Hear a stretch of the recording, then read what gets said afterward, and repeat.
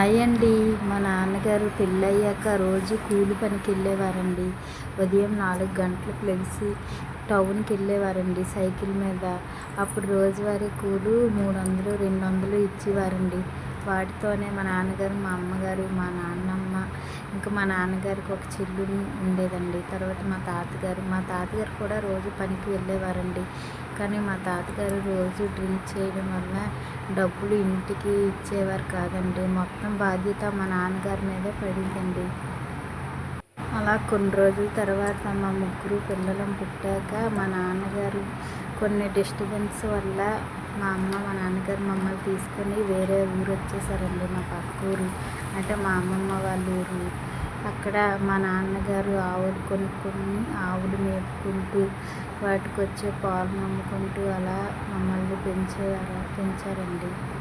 మా నాన్నగారు ఒక్క నిమిషం కూడా ఖాళీ లేకుండా ఏ పని ఉంటే ఆ పనికి వెళ్ళిపోయేవారండి. మూటలు కూడా మోసేవారండి. ఆ విధంగా కష్టపడి మా ముగ్గురిని పెంచి చదివించారండి. మాకు ఏ రోజు ఏ లోటు లేకుండా చూసుకునేవారండి. ఏది కావాలన్నా అది కొనేవారండి. మేము కూడా మా నాన్నగారిని అర్థం చేసుకొని అలా అడ్జస్ట్ అయ్యేవాళ్ళమండి. మా అమ్మగారు కూడా కష్టపడేవారండి. అప్పట్లో కూరలు కూడా చాలా జాగ్రత్తగా పొదుపుగా ఉంచేదండి మా అమ్మ. మా 5గురం అంటే మా అమ్మగారు 3 గుడ్లే ఉండేవారండి. ఒక్కొక్కరు ముక్క తినేవారండి. అప్పుడు అందరూ అలానే ఉండేవారు అనుకోండి.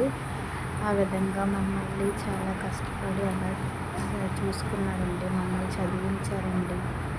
సరే బాయ్ అండి. ఇదేనండి మా స్టోరీ. నిండు మనసులు సీరియల్ చూస్తున్నారండి. చాలా బాగున్నాయి సీరియల్.